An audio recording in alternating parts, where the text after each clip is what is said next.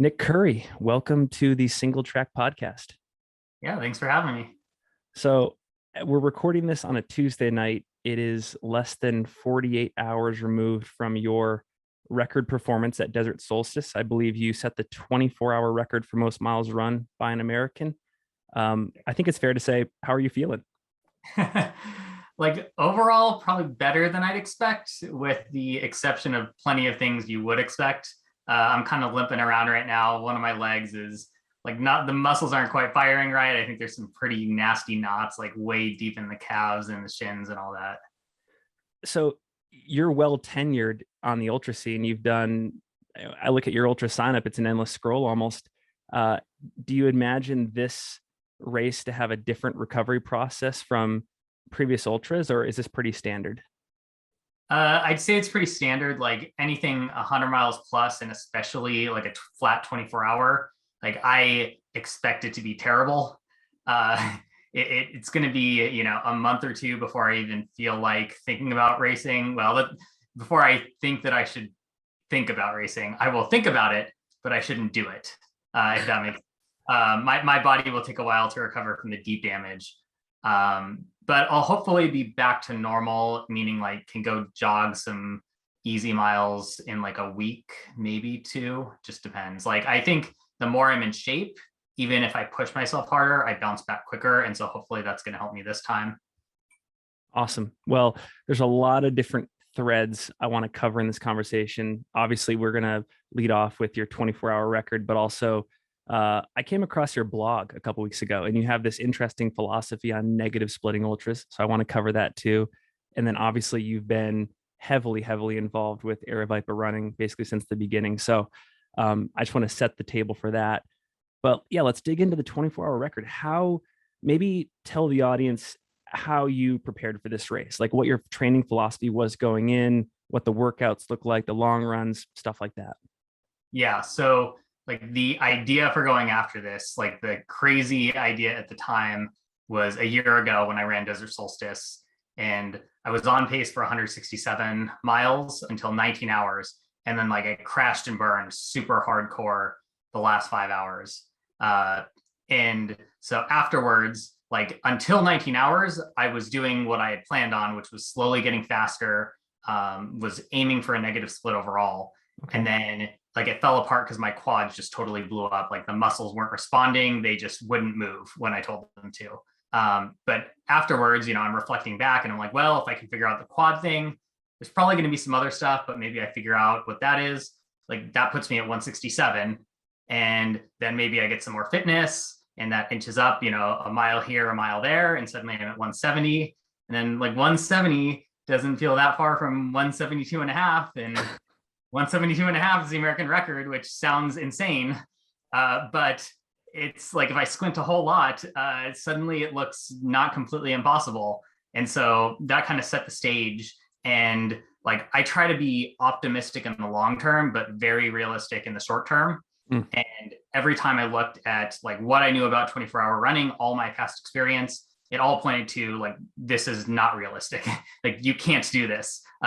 Even if you go for it, it's like every person who ever aspires for something, and then like, they're just not there. And like ultras are tough and you burn out and all that stuff. And so every time I ran into that, I said, I need to get better. And I just kept looking for more ways to get better. And like my training and preparation hit every aspect I could possibly imagine. And then when I couldn't imagine more, I tried harder until I could find more ways. And then I worked on those. So like it was everything from the physical side. Like I put in more miles than I ever had. I put in like a lot of deliberate races that were very good simulations. I did another 24-hour that I like went into super tired, like trying to blow up so I could force myself into a dark place so I could figure out how to handle dark places better. I did a more tapered track 100-mile and then going faster than the 24-hour record pace. So I could feel exactly what the pace felt like on a track for, 13 hours plus. I did a bunch of other like 50 plus mile fatigue runs, aiming at like when I hit 100-ish miles, and then I need to feel good for another 50 plus. Can I just put myself in a mental and physical place to keep cruising on those tired muscles, keep my form together, keep from getting sloppy? So like all the physical training was around that. It was around cumulative miles. I averaged 100 plus miles a week for the last year, and hit peak weeks of like 140 to 170. And then, yeah, from there, like we go all kinds of other directions. I went a lot into the like mental, psychological, spiritual levels of things. A lot of sports psychology. Like I saw a sports psychologist about a couple specific issues I hit with the 24-hour last year. I was reading tons of books and literature, and then trying to run these simulation races to put myself in those situations where I knew I fell apart in the past, and then see if I can find and use strategies to pull myself out, and then have confidence in using them so I can put them all together on race day. So like one of my historical problems is one, like I will go into a dark place, like probably most people will. You start falling off your pace, you just feel miserable, like you start zoning out, you stop being able to reason and problem solve. And like that especially was one of my weaknesses, is I would just like give up once the going got tough.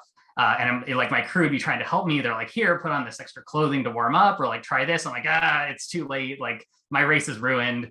And I just kind of throw in the towel until the mood came back up. But by then it could be a couple hours. Yeah. And so like I needed to find strategies to avoid that, to be able to get out of it. And like the 24-hour I mentioned where I went in super fatigued, sure enough, like clockwork, like 18 hours in, I hit into this dark place. And I applied one of the psychological techniques that I had read about, and was able to pull myself out in like 10, 15 minutes, and was just in a good place the whole rest of the time. So yeah, let's dig into the mental side of this training. It's funny that you mention it, because I was just having a conversation last night with one of my buddies. He's a psychologist by trade and training.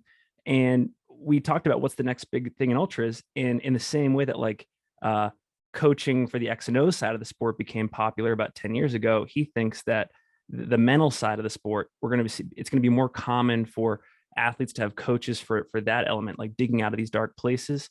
Yeah, what were some of the things that you worked with a sports psychologist, if you're willing to talk about that, that made you prepared for what happened on the track this weekend? Yeah, so like I'd say the overarching biggest lesson was I went in at the beginning of the year to this expecting to come out with strategies to better push through pain and like push through the pain cave. Because that's always been like, I feel like that's one of my biggest weaknesses. Like I watch other world-class performances, and like I watch some of these runners, and they're just like tough as nails. Like you can tell just how bad they're suffering. Like you can feel it just looking at their face. It brings those emotions into you, and you're just standing watching. Yeah. And like I don't do that very well. Like I just fall apart. And so I was expecting like, how do I get tougher? How do I increase my mental toughness, pain tolerance, all that? And as I got deeper, like everything pointed to the opposite, which is like good sports psychology and good like mental approaches is about staying out of that place and staying in your positive place where you're going to perform the best longer. And like it was almost bothersome. I'm like, I wanted a different answer, but it was also a relief, because that's where I want to be. Like I ultimately, as much as I'm willing to push myself to a bad place, like I love the sport. I love to run. Like the feeling of, you know, your own 2 feet carrying you for such a long distance is remarkable to me. And like I can't get enough of it. And so when the answer was no, like it's not about being better at the bad place, it's about staying in the good place as long as possible. Like it was kind of delightful. And so a lot of these techniques were around that. So like one of the first ones when I was meeting with the sports psychologist I saw was identifying the things that were more likely to put me in a bad place. So you mentioned the negative splitting. And one of the things that I had done, like if you look at my Javelina 100 last year, I stayed easy the first like 60 miles of the race. And then I flipped a switch 40 miles to go and just hammered to the finish. And in that particular case, I got the timing exactly right. And like, just as I was finishing was right about the time that I like was running out of energy. And it was awesome. Like it felt great to just blast it. But there were plenty of other races where I got the timing a little bit off, and I would start easy, start blasting, and then before the finish start to fall off again. And like one of the things that we identified is like taking a completely gradual buildup is much safer and better, because it avoids the chance that you're going to mess up and misestimate. because Yeah. you're not flipping that switch. You're not suddenly jacking up, your adrenaline, your cortisol, like all of your endocrine system, because then you're suddenly like on a ticking time bomb of when is it going to overwhelm you? When is it going to run out?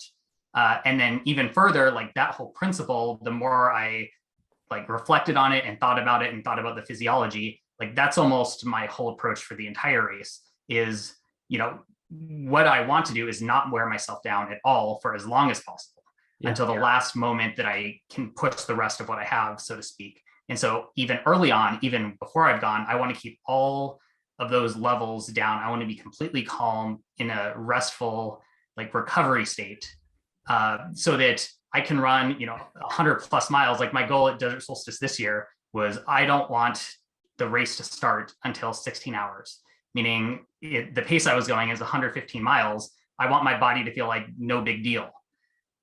Because if I can do that, then, it's only 8 more hours, which is kind of doable. And so I was only really starting to, pick it up and start to like drain, deplete, what we run out of essentially in ultras at the very end, and held it all back from the beginning when most people are like, they're cranking on it because they feel good, but they're just ticking up all those factors that are going to catch up with them in the end. So is part of what you're saying here that in order to stay in that positive place as long as possible, a lot of it is contingent on what you're doing to yourself physically during that initial part of the race? It's one of those where like everything is very intertwined. And so like your mind, like one of the ways I like to think about it, like your mind makes butterflies in your stomach, meaning like what you're thinking about and how you're emotional about things can physically cause things to happen in your body, chemically in your body, all of that. And so like you have to think about your mind in terms of how it affects your body physically. Like you have to think about your body physically, you get depleted and you're tired, that's going to affect your mind. You're getting, the wrong amount of glucose, or like other things are going out of whack. Like all of it creates these feedback loops. And a lot of them I've realized once they start to go wrong, they compound on each other. Like one causes the other to be a little worse, and the other one being worse causes the first thing to be worse. And then they spiral down until you can equalize it, but it's only by slowing your pace ultimately. Like that's the only absolute thing that can bring the rest of the stuff in balance, is slowing down. And so the only way to not slow down is to keep that stuff from spiraling down with each other. What are some of the other, so you mentioned that there was this recognition with the sports psychologist that really the goal is to stay in that positive place as opposed to working through a negative place. What are some of the other exercises you were working on to just build up this strength? So there's this, like, I think pretty famous sports psychologist, Jim Lair. Okay. And he has a bunch of books, and I read one of them on audiobook, and he talked about this technique. And it's interesting because he doesn't really deal with runners specifically very much, but the concepts all apply as long as you think about them in context. Okay. And he was working with this tennis player who hated like closing matches. It was like these tiebreakers, and he always choked when he got into these tiebreakers at the end. And so Dr. Lair told the tennis player, like, just tell yourself every night 10 times, I love getting into tiebreakers, and write it on a Post-it note and put it on your mirror, and do that every single morning, every single night for 2 weeks. He's like, that's ridiculous. Like, I trust you know what you're doing, so I'll do it, but I'm not, like, this is not going to work. And so he does it for 2 weeks, and he's like, yeah, whatever, it's not doing anything. And then like another 2 weeks go by, and he gets in a tiebreaker, and he said he found himself saying, if I could just like get this guy to a tiebreaker, I think I could beat him. And like over the course of the next couple of months, he started craving getting people into these tiebreakers, and it became his signature to just beat people at the end. So it's like, it's that like positive reinforcement and like kind of the generic whatever, but like the specific discipline of practicing it caused this athlete to be able to do that. So that's basically what I did in the 24-hour. When I hit that dark place, I just started like chanting to myself over and over again, like, I love the discomfort at the end of the 24-hour. Like, I love it. And I just started repeating, I'm like running around the track for like 10 minutes straight in like the worst miserable place. Like, I love all this discomfort. I love the pain. Like, I love how like everyone else can't deal with it, but I can deal with it. Like, I just love this. And I'm like, it's like, it's ridiculous that I'm telling myself this. It's not making me feel any better. And then suddenly after like 10, 15 minutes, I realized like the pain was no different. Physically, I was just as miserable, but my mentality suddenly flipped. And then I was like, okay, I can do this. And unlike every other time before, suddenly I could problem solve again. And like there were actually people on the track, like Joe Fiji's was there trying to help me work through the issues I was having. There was another runner who was offering suggestions that I had been blowing off. I'm like, wait, why am I ignoring these people? Like they both have things that are useful and they care about me. And I started trying them and they started helping. And so like ever since then, the last 6 months, I've been just again practicing it over and over again, trying to refine it and get better. And like Desert Solstice, I didn't even really have to specifically use that because I just never went into that dark place to begin with. I was doing enough things along the way to keep myself in a positive place and just thinking about always being in a positive place, that like the whole time I was cheery. If I found myself even starting to dip a little, like the exercise I did a bunch of times, like every hour maybe, is I would just look around. I'd look at all the runners. Like I think about how like they're all friends. They're all people I love to be around that I never get to see except maybe once a year. I looked like the sunset in Phoenix is just absolutely gorgeous. Even just the lights and the different colors, like the red of the track, the green of the grass, like the different colors of the runners' clothing.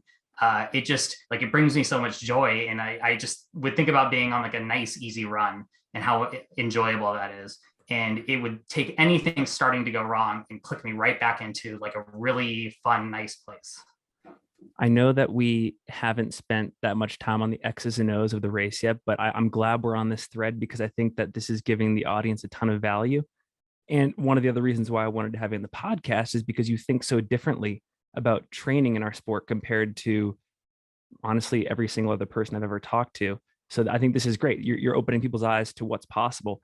I think one follow-up question I have here is, how far along are you in this journey of putting all of these strategies together from a physical standpoint, mental standpoint, spiritual standpoint? Like, was this the first A race in your career where you were confidently testing out these strategies, or have you been working on this stuff and feeling confident about these strategies for multiple years, multiple big races? This is definitely the first time I've ever brought it all together like this.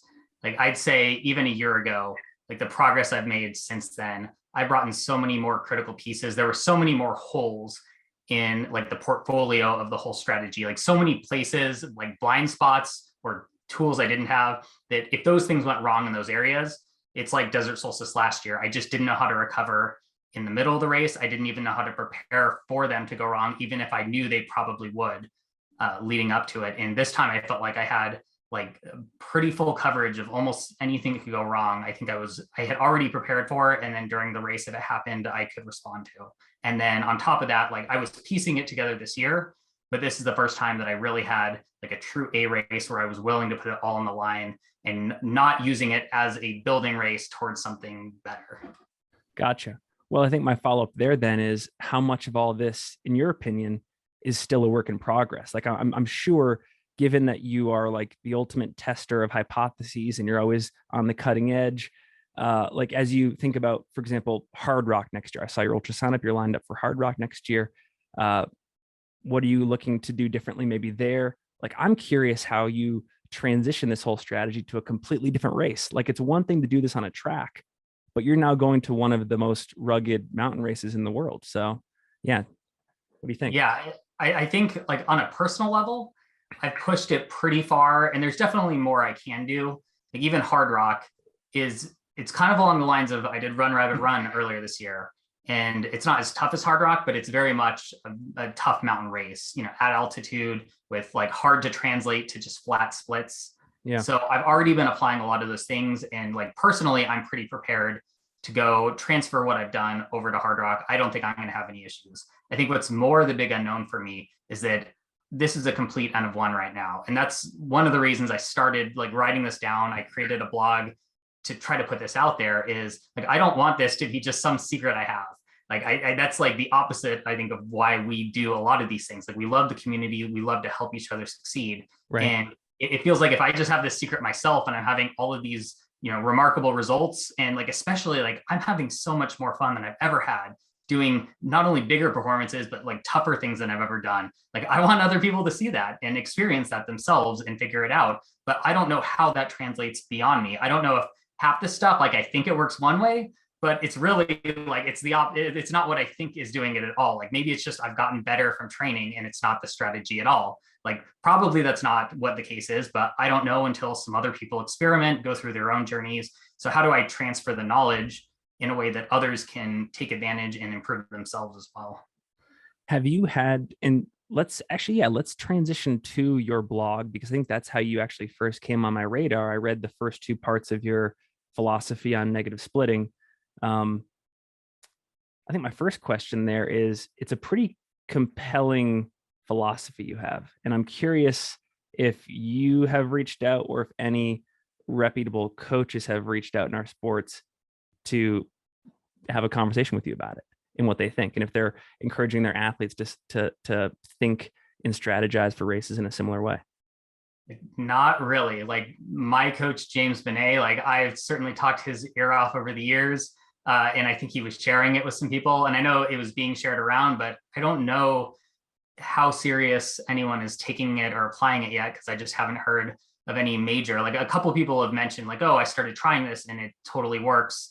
But those are pretty so far weak data points. But I'd love to hear more, but yeah, like not a lot yet. And like, Gotcha. I think my earlier, like I've talked to a few people about this, like Zach Bitter is someone I've been bugging about this for years. And, you know, he did a 2-minute negative split when he set his world record right after talking to me about this, like the week before. And so I don't know how much effect I had on him, but he certainly, I mean, he also is one of the more even splitters in the ultra running world. Yeah. So I like to think maybe I had a slight influence there, but I don't have many examples.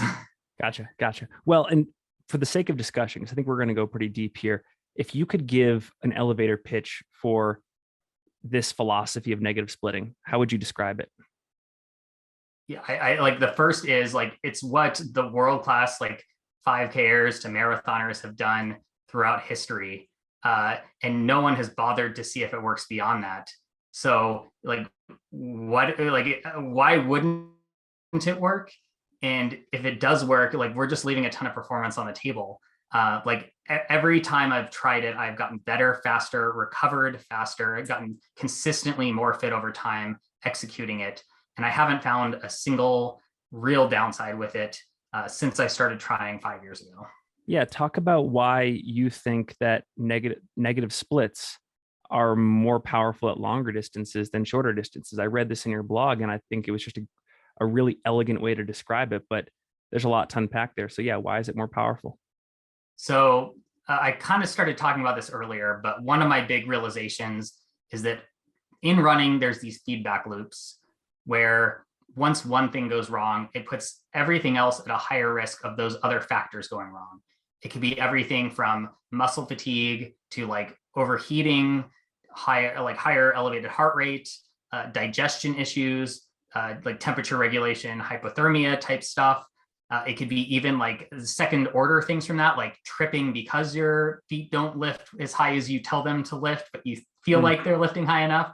You know, all these different things, like they make each other worse. And so if you think about a 5K, like sort of like pulling a muscle, like if you get tired, like you can still run, it's just going to be a little slower, but you're going to make it just fine to the finish. Like a marathon, you know, your stomach goes bad, like you'll bonk a little bit. So like the consequences go up a little, but still you can kind of gut it out for 4 miles or whatever it takes. 50 miles, like you bonk on calories, and like you have 20 miles where like you're throwing up or something, like you will slow to a crawl until you can stop long enough that you can get calories in. You can't gut out 20 miles like that the same way you can in a marathon.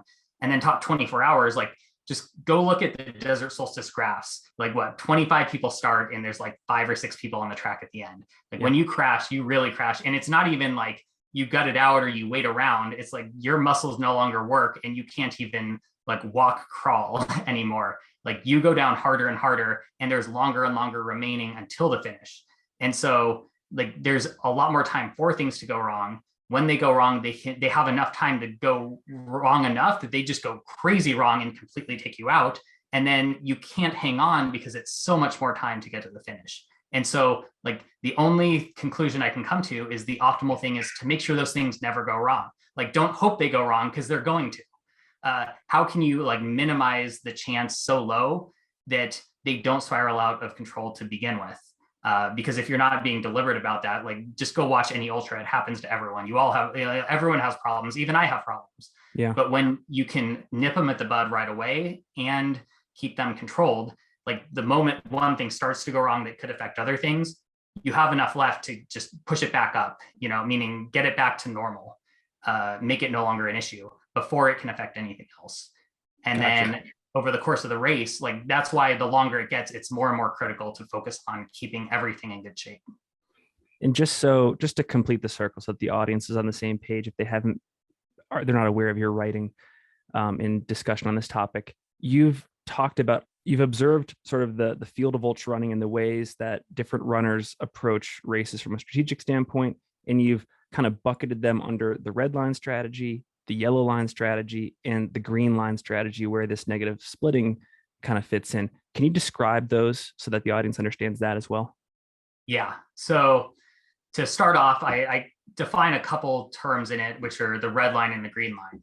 So the red line is the pace you could maintain for about 20% of the race distance at any point in time. So, let's say you're running 100-mile, and if you ran 20 miles all out, you could hold, like, let's say an 8-minute pace. Then the red line at the start of your 100-mile is at 8 minutes per mile. But as you run more and get more tired, if you had to run an all-out 20-mile, say at 40 miles, now you can only hold a 9-minute mile for that. So your red line is getting slower and slower. And so you're going to see this natural decline of the red line. And so the red line strategy is just make sure you're not redlining. And it's not like try to run the red line or anything. It's just like we all know you can't run that fast. So we're going to stay well below it and then just hope that we don't slow down too much. But it's not particularly exact or scientific in how you're approaching it. But at the same time, you're going plenty fast. You're going to have that decline. Like the pace you could maintain for a shorter portion of it is getting slower and slower as you go until the end. Like you're definitely like trying to hang on, just trying to make it to the finish, maybe collapsing exhausted, or maybe just like if you had to keep going, it would not be nice. The yellow line is what I think I paced with for a long time, trying to be smart.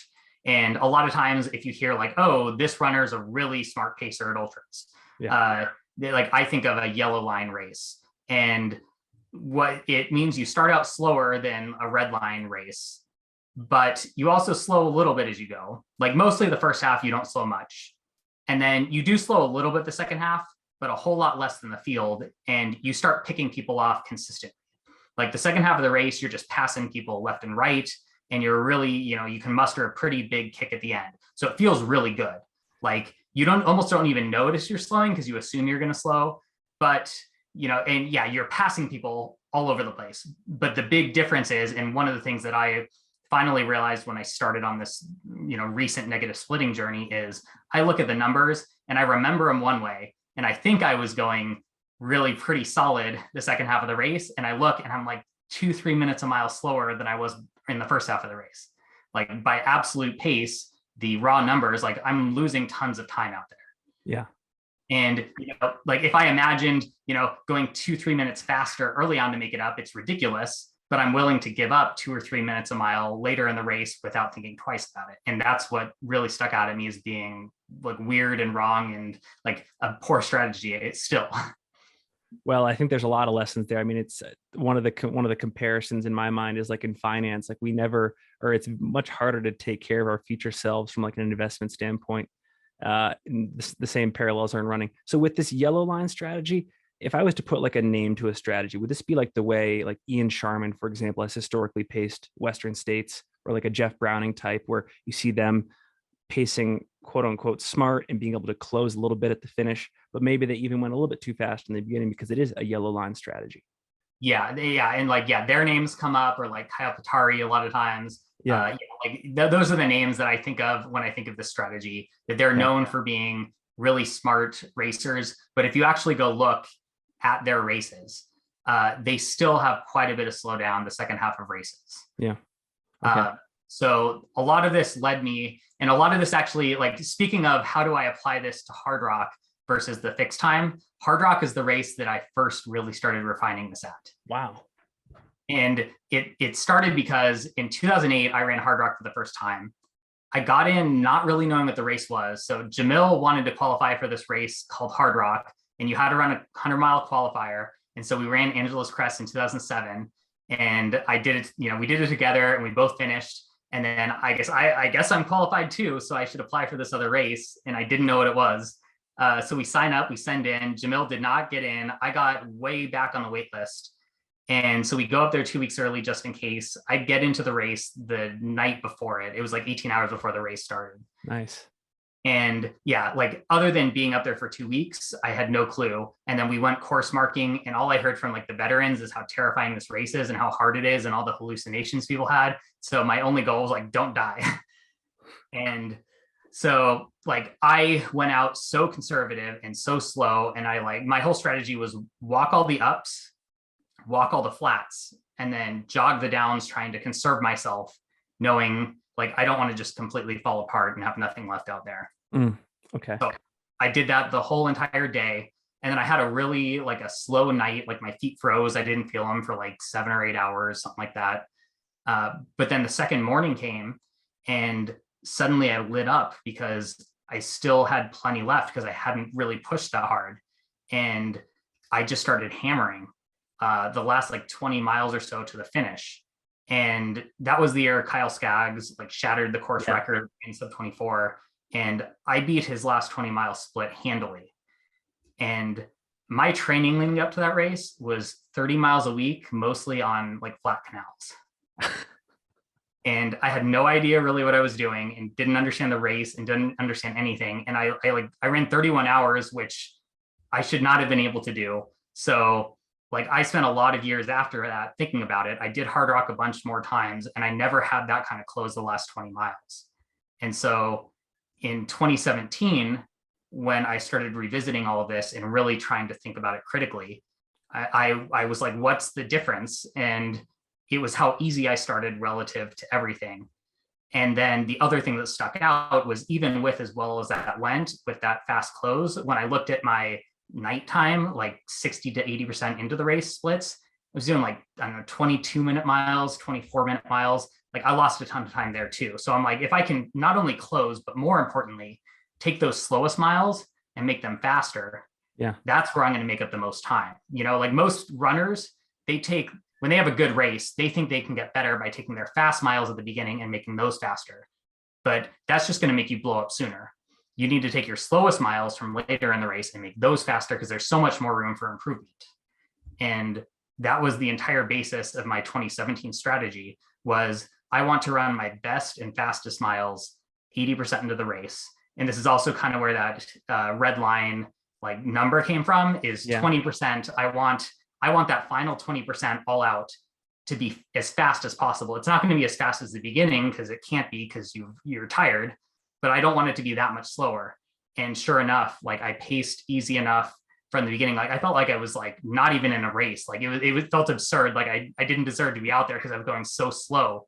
But based on all the numbers I'd run from previous years and what felt slow enough, but was still way too fast and caused it to blow up, I just kept going slower and slower in my planning until I hit a number that I thought couldn't possibly be too slow. And it was like walking a ton of the early parts of the race. And sure enough, I didn't slow down through the night. One of the things that really stuck out is I hit that, that 2-3 a.m. slump where you're like, it's the middle of the night, you're like through a headlamp and you just can't stay awake. And then finally the sun comes up and it refreshes you and you kind of get a second wave of energy. I knew that I had done it right when the sun came up, and I didn't get that second wave of energy because I'd never dipped the whole night. I never got into that daze, and I didn't get more energy because I never lost it. And then sure enough, like I just blasted to the finish. I was doing 6-minute miles on the Newt chute, like the final flat leading into town. I caught like an hour and a half, 2 hours on like the couple people in front of me, the last 15, 20 miles, just like an absurd kick. And So yeah, that was kind of the start of this last 5 years that I've just been building on ever since. Well, let me ask you, I want to ask one question on the hard rock front, and then I want to go back to a couple other more basic questions. With hard rock, and correct me if I'm wrong, but it sounds like to apply this strategy to hard rock, you're going off a perceived effort strategy, or you're basing your splits off of perceived effort, or is it based off heart rate, or are you just like nerding out on like the elevation profile data and like making up these grade adjusted splits? Like, how does that work? It's like my process ends up being really complex, and it's one of those, it's equal parts science and art. Okay. And like ultimately what I'm trying to do is like difficulty or effort adjust every aspect of the race. So it's not just terrain adjusted. It's not just elevation profile adjusted. Like that certainly is very important, but like, does the terrain have a bunch of rocks that are going to tweak your ankles? And that's a problem. Is it like beating in the sun and there's long stretches between aid stations so you can't mitigate it? Is it nighttime so that you're going to really struggle with the types of trail that are out there? Like all these different factors all affect how much effort you're putting out. And so you want to idealize like the length of time for the race and figure out what rough pace you should go, and then be tweaking those up and down based on, are things easier or harder at any given point. And then I use a combination of a bunch of other things to come up with rough splits, but also try to leave enough buffer knowing you're not going to get it perfect. That like you have a little play one way or the other. And the other good thing is with the strategy, you can almost always make up the time at the end. If you have more left, you can start, you distrust your perceived effort the first maybe 70, 80% of the race. And you increasingly trust it that last like 30, 40%. The closer you get to the finish, the more you have confidence that you could gradually pick it up all the way to the end. And you have enough left to just crescendo all the way to the finish. And so that's like, you can make up a surprise, like you feel good. There's like, you've probably seen it at the end of an ultra, especially 100, there's people going 12-minute miles, and there could be people going 6-minute miles. You can make up a whole lot of time if you have stuff left. So you ultimately, you don't leave it out there if you go a little bit too conservative early on, as long as you understand how to push hard enough at the end. So this brings to mind one more question. So this is a listener question. You had a fantastic race at Black Canyon earlier this year. You made up a ton of ground in the second half. I think you finished third. You did just narrowly miss a golden ticket though. And so I think they're wondering, are there ever any instances based on how short the race is and how competitive the field is? Are you creating too much ground in the first half of the race to make up from a competitive standpoint? Like with Black Canyon, for example, like how would you respond to that? Yeah, this one, it's interesting because multiple people have asked me this, and it's amusing because I have the inside knowledge that tells me the answer is the opposite of what this question's suggesting. Yeah. Which is I actually ran out of steam at the end, which is why I couldn't catch Eric in second. Ooh. I think I wasn't recovered enough from Desert Solstice, actually. Like speaking to how tough the recovery, like the deep recovery can be from 24-hour runs. And I knew I may or may not have enough. And I was going in knowing it could totally happen. And I took it easy from the beginning. And I started gradually picking it up at Black Canyon City, which is 37 miles. And I was making really good time and cruising. But then I started fading at like 45, 46. And there was one point when I realized how bad was still not recovered, which is I tripped twice and like full on all over the trail, like almost smashing my face into the ground kind of a thing in a quarter mile apart, 2 different times. And so like my legs were shaky, my muscles were fatigued, they were tired. I just did not have enough that day. And I wanted to go faster, and I pushed everything else I had. And like the last, whatever it was, 6 or 8 mile stretch, I didn't catch any more time on Eric, as much as he was also struggling, meaning like I wanted to have more. I know I could have more on some other day, and I just didn't have it that day. So there was plenty of runway, and like I should have been 15, 20 minutes faster, even with the pace strategy I did, if I had just been able to do what I've done at other races and kept picking it up. Interesting. Okay. I'm glad I asked. Well, okay. So the last 2 questions I want to ask here before we transition topics. Let's say that I'm a listener. I've heard everything you're saying. I buy it. I want to try this out in my own training and in racing life. What is the first part here? A, what does the learning curve look like? And then B, from the beginning, how do you estimate your negative splits, like your negative splitting ability? Like how do you determine like what that pace is going to look like? Is there like a formula that you use to determine that? Yeah. So the first thing I'd say is don't start with your A races. Okay. Like even like it took me a couple years to fully lean into this. Like as much as I tried it at Hard Rock, I think even that was because I had the comfort of the previous attempts where I finished fast. But when I tried to apply it to other longer distances, it was a struggle at first because you worry about all those questions that you're bringing up. What if I time it wrong? Like what if I don't have the numbers right? Like all those things take like not only like knowledge but also personal experience for yourself to figure out.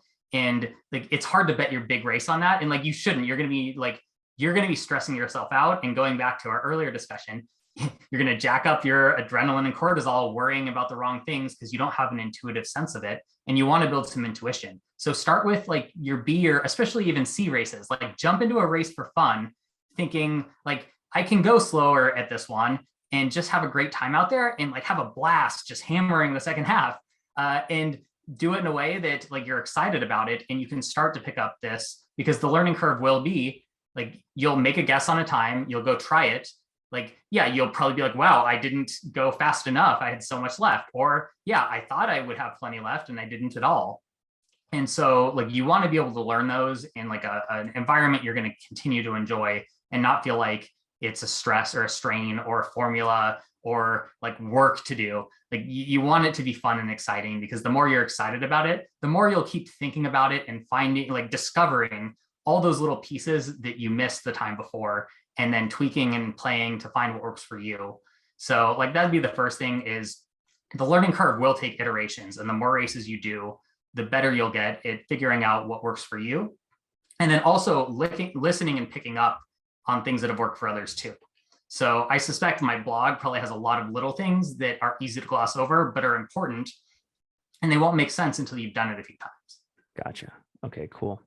Well, I can also go into the kind of like rough path to estimate the time if that's helpful. Yeah. Let's do it. Go ahead. So like the first thing is start with your current times. Like there's nothing easier than that. Like what's your PR at a distance? Use that as a baseline. And if you think you're like, how would you normally estimate what your finish time is? What do you know that you're capable of with the fitness you have? If it's about the same, like start with the baseline of a time you know you can run. And then, like I said, if you find you have a bunch left at the end, there's nothing more fun than closing super fast at a race and feeling just powerful and like, wow, I can do this. This is so like much more enjoyable than just hanging on to the end. So like that's by far the easiest way. If you don't know, because it's either a new distance or it's way different terrain that you've run, another tool I use is percentage of world record. So I have this spreadsheet and I keep a list of every single like world record that's available for those distances from like a mile up to 24 hours, let's say. Yeah. And then I put my times next to it. And I do a simple calculation of like what percent of that world record do I hit? So for me, as of a week ago, it was between 80 and 86%. Now it's 80 and 90% because of the 24 hours. So that was by far my best performance. And you can kind of look at it and then do some fuzzy matching in your head of how strong is this world record? How strong is my performance, like the performance that shows this number? And so you can kind of get a range of where your ability is. And then also like kind of connecting between them. Do I skew stronger at shorter distances? Do I skew stronger at longer distances? How much did it depend on how specific my training was for the shorter or longer races? Like all those things, you start doing these little fuzzy plus and minuses. And then like you can even just project out a whole grid of what is each time for each percent for all the records. I like to do that as a thought exercise. So like, what would it take if I got 3% better or 3% worse, or if I want to shoot for 3% better or 2% better than I've done? And so you don't want to go crazy because then you're just going to have a bad race. Like you can't magically manifest fitness, like too much fitness, I suppose, by just desiring it. But it also starts to give you an idea across distances, like how you stack up relative to just like categorically what's humanly possible. Well, thank you so much for going deep on this topic, because if I had to guess, I don't think that there are a lot of people in the audience that have been connecting the dots between negative splits and the world of ultra running. So this has been great. You've given people a ton of new ideas to think about and to apply to their own training. Switching topics here, there are also a lot of folks in the audience who are very entrepreneurial. They want to direct that energy into the trail world. And I feel like you're one of the best people to talk with that about, because you and your brother started Aravaipa Running, Jamil. So maybe I've actually never really heard the founding story behind this business. Maybe you can talk a bit about that to start. Yeah. So yeah, a lot of this started, we got into this little tiny underground world of ultra running and trail running in Phoenix, and like we loved it. But there were mostly fat ass races and like hole in the wall races. And even then we could tell like every 2 years or so, like most of the races were changing hands to a new volunteer, because everyone had a day job. Everyone was just trying to get the runs together. There weren't that many people doing it. There wasn't a lot of incentive to organize it other than just like, it's good for the community and the people that wanted to run it, and everyone loved to get together. But yeah, any race of sufficient size, like Javelina, for example, or Zane Grey, it kept jumping race directors because it was a lot to organize for a volunteer. So Jamil he graduated from Arizona State, where we all went, and went to become an accountant, which is what he got his degree in.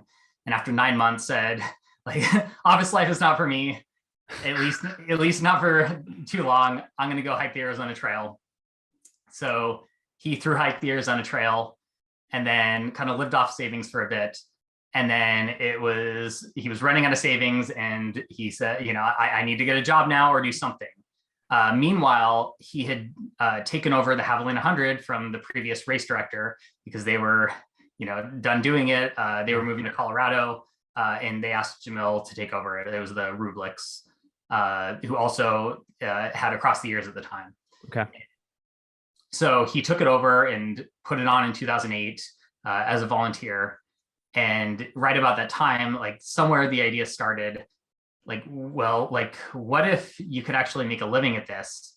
It would kind of like solve a lot of problems. Like, then you'd have the incentive to actually keep these things going. Like, there's clearly people that want to do them. Yeah. Like, we've always been like an entrepreneurial family. Like my dad, my uncles, my aunts have all been in like businesses together. So this idea formed of like, what if we tried to make a run at this as a business, organizing running events? And so that's the idea was born there. And so we decided to go for it. I was still in college at the time and doing my degree in computer science. And we were looking at timing systems where we assumed like people want electronic timing, we're going to need it. And we look, and timing systems were like $50,000. Like, we don't have $50,000. We're like 4 college kids. So I built one as my like college thesis. That is so cool. We bought some like off the shelf hardware that's used for like tracking inventory, and I called runners inventory, and then wrote a bunch of code to generate results. And we used that system for several years. And then, yeah, once I graduated, I came on full time, and then we ran from there, started creating our own races, and like the rest is history. Yeah. So once you joined the business, what was your what was your level of involvement over the years? What were your primary duties? I mean, obviously creating this timing system is pretty significant. And I was also going to ask you how you applied your degree to the business, which it sounds like that was a pretty major leverage point there. So yeah. Yeah. So the first 5 years. So yeah, Jamil founded it in 2009. I joined full time when I graduated in 2010.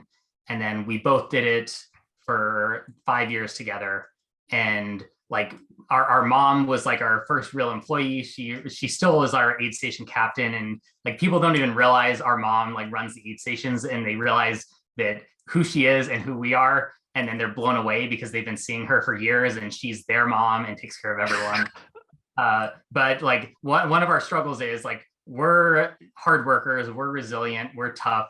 And so we just like kind of hammered ourselves into the ground in the sense of we kept adding more races, but we weren't really hiring a lot of help. And so, we're creating more. Like I was building a bunch of tech that we use. Jamil was innovating on the races, the courses, the locations, all that. And that's kind of one of the things that ultimately, like I kind of burned myself out and needed a break and needed to go do something else. So after 5 years, I stepped back and went full-time software development. And we had been starting to hire some people, and then Jamil hired a full team from there, which is something we should have done years before. And it's actually worked out great because I'm still, a part owner. I'm still involved at a high level. And one of the other things I think that was a struggle for us that also led to like me needing to do something else is like, it's hard when all we knew was, we were two fresh out of college kids just together. We're almost a little too isolated. So now I've been able to see all kinds of other things, get like a worldly perspective, so to speak, and a lot of other exposure, and then bring that back from my angle and bring it into the business, so I kind of complement a lot of what's going on. And then clearly Jamil continues to run with everything he's good at, and he's built a better and better team. And I just love everything Aravaipa has become. What were one of the questions we like to ask when we talk on the business side of the sport, while you were part of the day-to-day, as you were part of the day-to-day part of the business, looking back at that time, what were some of the most important lessons you learned that you think listeners would be interested in hearing about and maybe applying to their own business lives? I think one of the biggest that we even still have to think a lot about today is why you're doing what you're doing. And in one way to say it would be being genuine or something like that. That might be a little cliche, but I think it's one of the most important things for us at Aravaipa, because like anything, if we just turn on our entrepreneur business caps and you go listen to a bunch of business podcasts, you get stoked on growth. And you know how to grow, and you know how to push the right buttons and turn dials and all that stuff. And it's compelling and it's exciting. But also, if you look at the world, one of the struggles is you start over optimizing just for growth, and you start losing a lot of heart and soul. And so one of the things we've had to really be careful about with Aravaipa is how do we stay true, especially trail running, ultra running is a special place. I run with the road running crowds. I've seen and known plenty of others in other sports, and there's something different that is just another level of love and respect and family about this world. And it's something that we always want to have, never want to lose, never want to violate with what we're doing. And I know even over the next 10 years, much more than the last 10 years, there's going to be more and more push and opportunity to capitalize on it. I would say it's really hitting mainstream now. You can see it. It's kind of on a trajectory that marathons were on, 25 years ago. Yes. And so part of the question is it's going to become commercialized more and more. There's no question. There's no way to avoid it. But can we preserve all the stuff we care about? And can we not commercialize every aspect of it and direct it in a way that still maintains everything that we love about it, or most things we love, or keeps enough of it around that we can go find it? And that to me is one of the things that I think about, if we're doing what we're doing already, if we're thinking about doing new things, is how does that fit into the picture of the actual people and what we want to bring to them? And we can hit our own success, and we want to, obviously, but how do we think about the whole picture and the whole community and ecosystem? Two-part question here. A, is it fair to say that Aravaipa is still interested in pursuing growth? And then B, if that's true, does the company have a sense of what it's going to take to balance growth with sort of staying true to the ethos of the sport that we currently know and love, pre-commercialized era? Yeah. And definitely we're I think it's obvious we continue to grow. We're spinning up a whole office now in Colorado. Yeah. And the balance part to me is understanding why we're growing is, I think, more important than whether we're growing or not. Growth for the sake of growth, I think, is the thing that would scare me, versus even from the beginning, even when I thought about why, if we're going to grow, why does it matter to me? And from the very beginning, it's that every time a runner comes in, every time we convince a road runner to come, say we take a cynical look and we're sticking out ads, on whatever internet platform lets us advertise, which we don't even do much of. We do mostly grassroots, but let's say we wanted to do that. what's the good side of it that we want to think about. And it's, if we're reaching people that didn't know we exist and they come and try a trail race and they fall in love with it, like that's what I want to find. Yeah. And like, we see that over and over again. Like a friend talks someone else to come, and they were a road runner and they had every doubt in the world because like they're going to trip on every rock, or they don't know how to night run, and like they just want to stick to their 5K, and then they come out and they're like, that was hard, but I can't stop thinking about it. And that's the side of growth that I want to look at, is if there's people out there that could fall in love with trail running, could see an ultra, be inspired, like aspire to do it, and then they build up and one day run that 100-mile, and then they're like, I can do anything in the world now. Like those are the people that we want to reach, that we want to continue building. And then at the same time, like in terms of keeping the community, if you've come to an Aravaipa race, like you've probably experienced like firsthand what we believe about that, which is, as big as the events get, like we still have my mom at the aid station massaging people's feet in the middle of the night because they were going to drop out and she's trying to motivate them, or any number of volunteers all around our community out there, like making people's races a success, just blowing them away with how much we care about every individual runner. A couple other questions on this front. The first is, and I'll make a comment first, and it seems like when you study a lot of markets, they're either undergoing a period of bundling or unbundling. Where in like with bundling being, if I'm making like a correlation or a connection over to our world, it'd be like one big organization taking over a bunch of events. That'd be bundling, or you'd have a bunch of like indie race directors. That'd be unbundling. Which phase do you think we're in right now? And I asked that because I'm curious if you think there's still room in the market for like more race directors and more people who want to think like Aravaipa does, maybe being like a regional leader of races. I don't know which one it is. Like I suspect it's both, but I don't know which one would be bigger right now. Yeah. And like I hope we have both.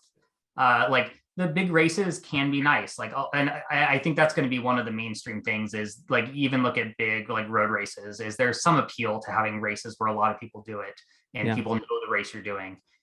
Even our races, like we're naturally restricted because we have permits that don't, like 400 people, not 40,000 people like marathons have. So there's some natural limit there that I think makes it harder to go too big. Yeah.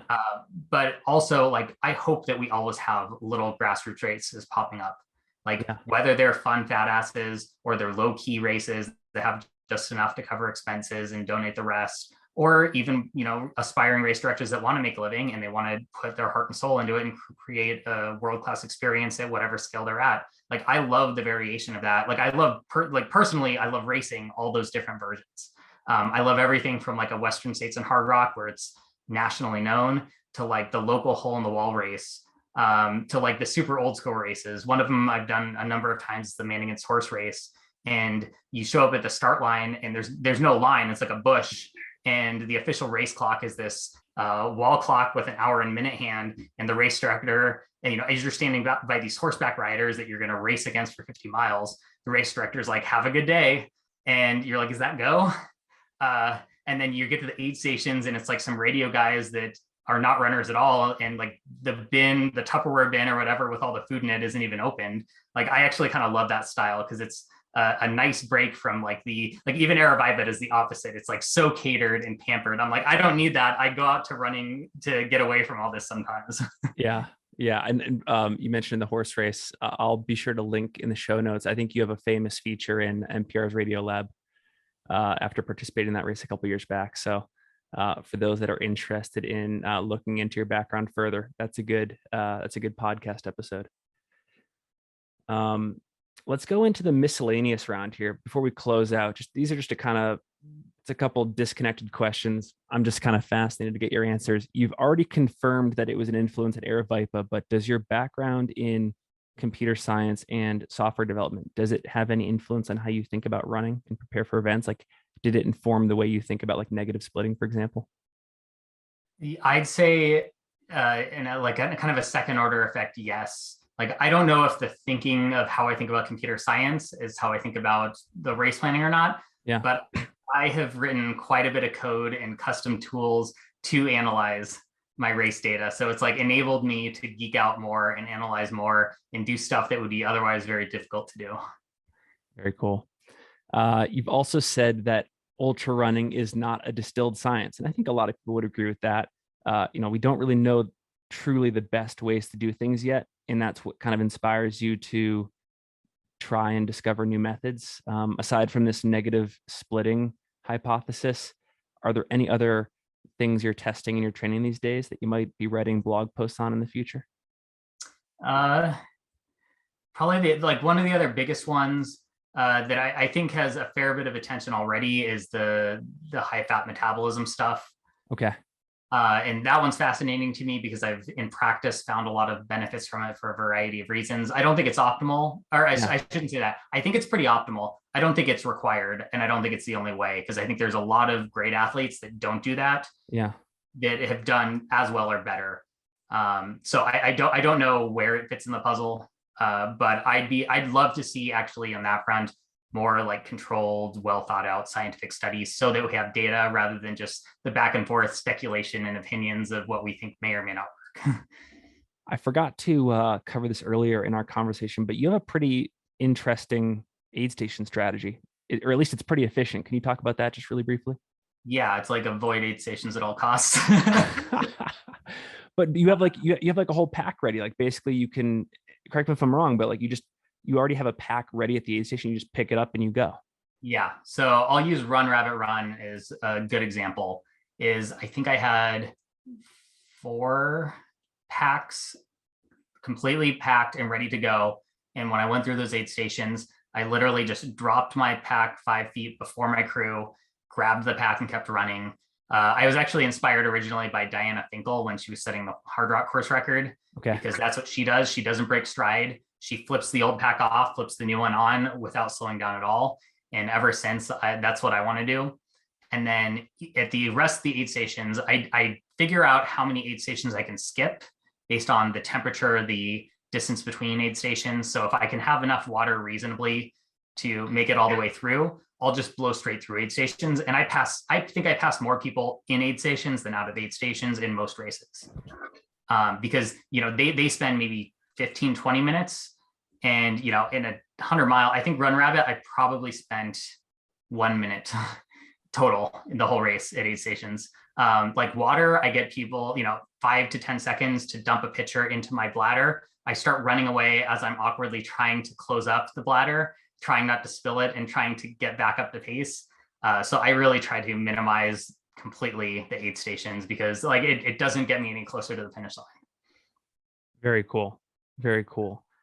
Couple more questions here. What is a recent book, movie, podcast, TV show that you've consumed that has influenced you greatly, or just changed the way that you see and think about the world? Yeah, I mentioned it earlier, but Dr. Jim Lair's mental toughness training. Okay. I got it on audiobook, but he has a bunch of other books too, and I think they all touch on similar concepts. Were there any other books that you've picked up from those sports psychology sessions that you think would be worthwhile adding to the show notes? That was probably the biggest one. Another book that comes to mind that I read a long time ago, but I was just thinking about this morning actually, is Bernd Heinrich's Why We Run. Yes. And yeah, that book is fascinating. Like if you've read Born to Run, it has a little bit of this, but Bernd Heinrich, for anyone not familiar, he in the book, he broke the 100K world record as a seemingly like past his prime washed up runner who came back. And it feels very similar. This is what I was thinking about it to my story, where it felt way beyond me, but I told myself I'm going to go for it anyways and figure out whatever it takes to get there. And he ends up doing it. But the other fascinating part is by like his profession is he's like this world-class biologist and he studies endurance like animals. And so he's interspersing all these different animals and their specific adaptation that makes them good at endurance. And then he relates it that humans have basically all those characteristics. And one of the interesting things that I was just thinking about that has always stuck out at me, he talks about his progression when he starts training to break this record to when he finishes.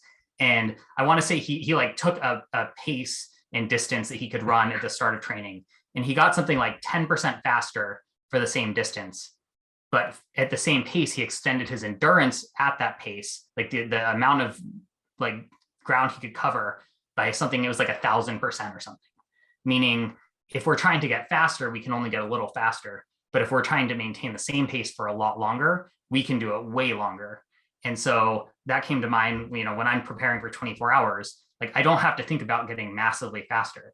I have to think about a pace I can maintain for 8 hours and extending that to 24, which is not crazy when you understand that like humans are kind of built to make those adaptations. That's a great point. And just to double down on Bernd Heinrich, sorry if I'm mispronouncing his name. I've also read that book. It's fantastic. There's also a couple great short documentaries on YouTube that we'll link in the show notes, because his lifestyle is fascinating. Like I want to say he's closing in on 90 years old now, and he still has a daily running practice. Like he's still logging like 5 or 6 miles a day. He lives very deliberately in like the Western Maine mountains, and he's like still chopping his own wood and like, I want to say hunting for his own food. I mean, he's just a fascinating human being on so many fronts. So that was I'm glad you mentioned him. He's a great recommendation for the audience to dig into. Last question here. This is a question I stole from the Tim Ferriss podcast, but I think it's a great one. If you could put a message on a billboard for all to see, what would it say and why? It'd probably say, don't take advice from billboards.